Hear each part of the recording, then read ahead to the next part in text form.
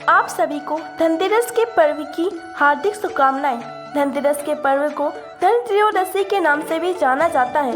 इस दिन भगवान धनवंतरी की पूजा की जाती है। इसके साथ ही धनतेरस पर खरीदारी करना भी बेहद ही शुभ होता है। धनतेरस के दिन भगवान धनवंतरी की पूजा करने से और घर में शुभ चीज़ों को खरीदने से धन वैभव में वृद्धि होती है। इसके साथ ही जीवन में कभी भी पैसों की कमी का सामना नहीं करना पड़ता है। धनतेरस के दिन धनतेरस की कथा का पाठ करना बेहद ही शुभ होता है। दोस्तों, आप सभी का स्वागत है हमारे YouTube चैनल पर। अगर आप इस चैनल पर नए आए हो तो हमारे चैनल को सब्सक्राइब करके एक बार प्रेम से लिखिए जय माता लक्ष्मी। चलिए बिना किसी देरी से धनतेरस की कथा को शुरू करते हैं। प्राचीन कथा के अनुसार एक बार मृत्यु के देवता यमराज अपने दूतों से प्रश्न करते हैं कि क्या कभी आपको किसी मनुष्य के प्राण लेने पर दया आती है। इस सवाल पर यमदूत उत्तर देते हैं कि नहीं महाराज, हमें दया नहीं आती, केवल यह हमारा कर्तव्य है। फिर भी यमराज ने दोबारा पूछा कि सच्ची सच्ची बताओ, क्या कभी तुम्हें मनुष्य के प्राण लेने पर दया आई है। उसके बाद एक यमदूत इस बात का उत्तर देता है और कहता है कि एक बार ऐसा हुआ था जिसको देखकर मन में बड़ा दया भाव की भावना आई। एक बार हंस नामक एक राजा शिकार करने के लिए जंगल की तरफ गया। रास्ता भटक गया। भटकते भटकते राजा किसी और की सीमा पर चला गया। वहाँ हेमा नाम का एक शासक राज्य करता था। उसने उसका सत्कार किया। उसी रोज राजा की पत्नी ने एक सुंदर बालक को जन्म दिया। उस बालक की कुंडली के आधार पर बताया गया कि इस बालक के इसके विवाह के 4 दिन बाद ही मृत्यु हो जाएगी। तब राजा ने सबको आदेश दिया कि इस बालक को यमुना के पास गुफा में ब्रह्मचारी के वेश में रखा जाए। उस जगह पर स्त्री की परछाई तक नहीं पड़नी चाहिए, लेकिन विधि के विधान को कुछ और ही करना था। नीतिवश राजा हंस की पुत्री यमुना तट पर गई। राजा के पुत्र को देखकर मंत्रमुग्ध हो गई। उसी क्षण दोनों ने गंधर्व विवाह कर लिया। उनके विवाह के 4 दिन बाद राजा के पुत्र की मृत्यु हो गई। यमदूत ने कहा, उस नवविवाहिता का करुण विलाप सुनकर मेरा मन पसीज गया।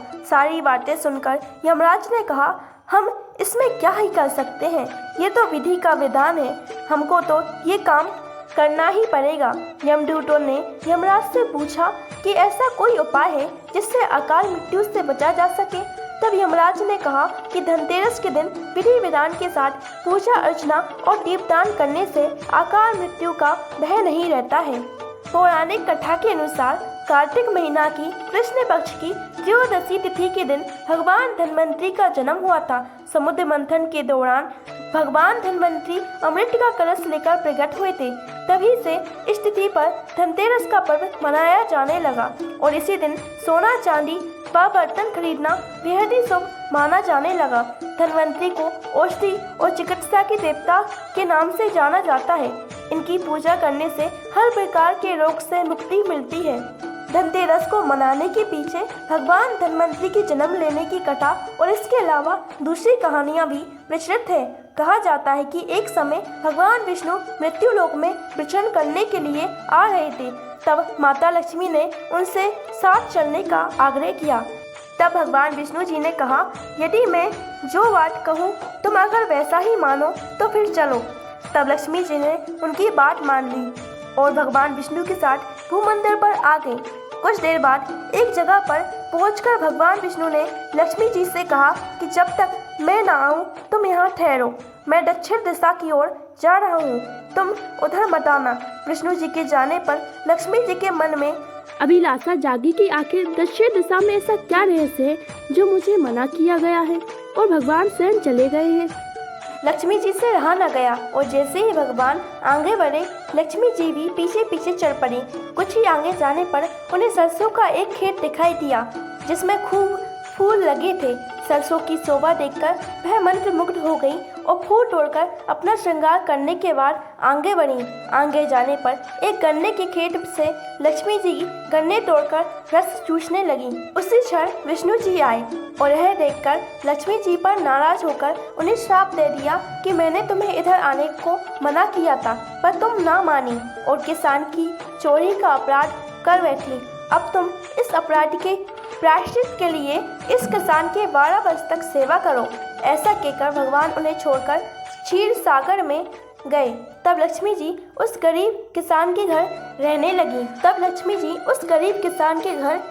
लगी। एक दिन लक्ष्मी जी ने उस किसान की पत्नी से कहा कि तुम स्नान कर पहले मेरी बताई गई इष्ट देवी लक्ष्मी जी की पूजन करो, फिर रसोई बनाना, तब तुम जो मांगोगी मिलेगा। किसान की पत्नी ने ऐसा ही किया। लक्ष्मी ने किसान को धन्य धान्य से पूर्ण कर दिया। किसान के 12 वर्ष बड़े आनंद से कट गए। फिर 12 वर्ष के बाद लक्ष्मी जी जाने के लिए तैयार हुई। विष्णु जी लक्ष्मी जी को लेने के लिए आए तो किसान ने उन्हें भेजने से इनकार कर दिया। तब भगवान ने किसान से कहा, इन्हें कौन जाने देता है, यह तो चंचला है, कहीं नहीं ठहरती। इनको बड़े से बड़े कोई भी नहीं रोक सकता। इनको मेरा श्राप था, इसलिए 12 वर्ष से तुम्हारी सेवा कर रही थी। तुम्हारी 12 वर्ष सेवा का समय पूरा हो चुका है। किसान हठपूर्वक बोला कि नहीं, अब मैं लक्ष्मी जी को नहीं जाने दूंगा। तब लक्ष्मी जी ने कहा, हे किसान, तुम मुझे रोकना चाहते हो तो जो मैं कहूँ वैसा करो। कल 13 से तुम कल घर में लीप पोत कर स्वच्छ करना, रात्रि में घी का दीपक जलाकर रखना और संयमकाल मेरा पूजन करना। एक तांबे की कलश में रुपया भरकर मेरे लिए रखना। मैं उस कलश में निवास करूंगी, किंतु पूजा के समय मैं तुम्हें दिखाई नहीं दूंगी। इस एक दिन की पूजा से मैं वर्ष भर तुम्हारे घर से नहीं जाऊंगी। यह कहकर वे दीपकों के प्रकाश के साथ 10 दिशाओं में फैल गईं। अगले दिन किसान ने लक्ष्मी जी के कथा अनुसार पूजन किया। उसका घर धन्य धान्य से पूर्ण हो गया। इसी वजह से हर वर्ष 13 के दिन लक्ष्मी जी की भी पूजा होने लगी। दोस्तों, आप सभी को ये कथा कैसी लगी हमें कमेंट करके बताएं और ऐसे ही वीडियो देखने के लिए हमारे चैनल को सब्सक्राइब करना ना भूलें। आप सभी को धनतेरस की हार्दिक शुभकामनाएं। अगर आप भी हैं माता लक्ष्मी के भक्त तो एक बार प्रेम से लिखिए, जय माँ लक्ष्मी।